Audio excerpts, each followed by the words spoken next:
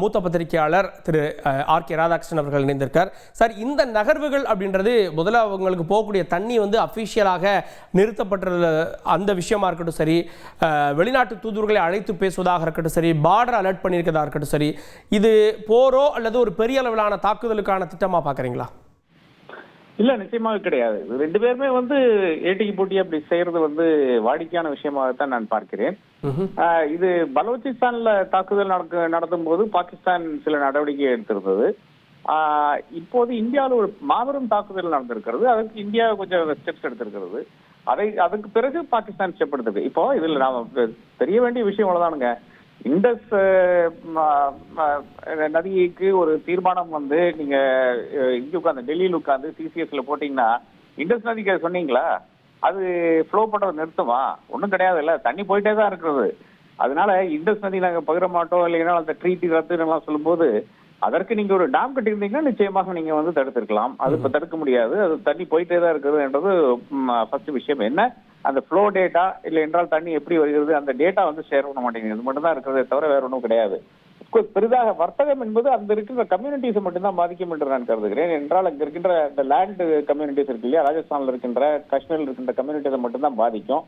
அதை தாண்டி ஒரு பெரிய ஒரு பாதிப்பு கிடையாது. என்றால் பெரிய அளவில் ஒரு வர்த்தகம் கிடையாது என்றுதான் உண்மை நிலை.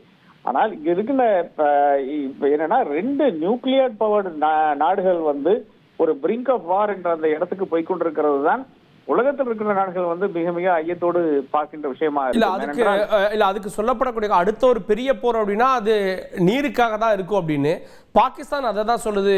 நதிநீர் நிறுத்தப்பட்டா அதை நாங்க போரா பார்ப்போம் அப்படின்னு அவங்க கொஞ்சம் ஓவர் ரியாக்ட் பண்றாங்களோ பாகிஸ்தான்? அவங்க அப்படித்தானே ரியாக்ட் பண்ண முடியும். நாம ஒரு சீரியஸ் ஆஃப் நடவடிக்கை எடுத்திருக்கோம். அதை தாண்டி ஒரு நடவடிக்கைன்னா வரணும் கிடையாது இல்லையா? இப்ப கர்னல் சொன்ன மாதிரி இப்போ வகா பார்டர் நாம பூட்டியாச்சு, அவங்க அடுத்த ஒரு பூட்டு தானே அதுல போடுறாங்க. அது உண்மையான நிலையா தான் இருக்கிறது. அப்ப அதை தாண்டி என்ன சொல்ல முடியும்னா இந்த மாதிரி இந்த நதிகள், அதாவது இந்த 5 நதிகள்ல 3 நதிகளினுடைய நதிநீர் நமக்கு, 2 நதிகளினுடைய நதிநீர் அவர்களுக்கு என்றுதான் பாகிஸ்தானுக்கு என்றுதான் ஒப்பந்தமாக இருந்தது. அப்ப அந்த ஒப்பந்தத்துல கை வைக்கும் போது என்ன பிரச்சனை வருதுன்னு பாத்தீங்கன்னா, இப்ப அதுல ஏதாச்சும் டேம் கட்டணும் இல்லைன்னா வேற ஏதாச்சும் செய்யணும்.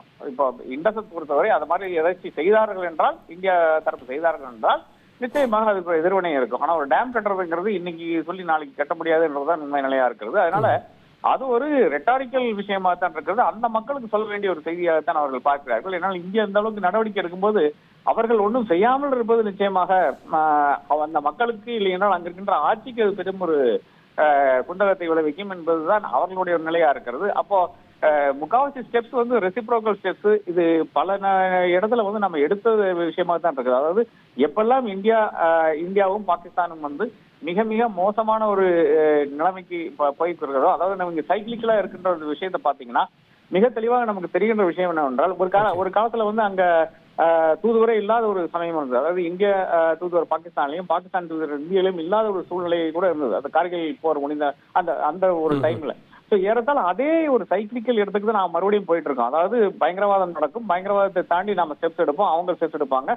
அதன் பிறகு மறுபடியும் இந்த ஒரு கான்பிடன்ஸ் பில்டிங் மெஷர்ஸ் என்று ட்ராக் 2 மாதிரி மறுபடியும் கொஞ்சம் நன்றாக ஒரு ரிலேஷன்ஷிப் வரும். மறுபடியும் இதே ஒரு சைக்கிளிக்காக விஷயமாகத்தான் இருக்கிறது. ஆனா இப்ப என்னன்னா பாகிஸ்தான் இந்தியாவோட மிக நலிந்த நிலையில் இருக்கிறது என்றுதான் ஒரே ஒரு வித்தியாசமா இருக்கிறது. அப்ப நலிந்த நிலையில் இருக்கின்ற ரொம்ப பிரஷர் வருகின்ற ஒரு இடத்தில் ஒரு ஆங்ஷியஸாக இருக்கின்ற ஒரு ரூலர் இருக்கின்ற ஒரு நாடு என்ன செய்யும் என்பது நாம் கொஞ்சம் சிந்தித்து பார்க்க வேண்டும்.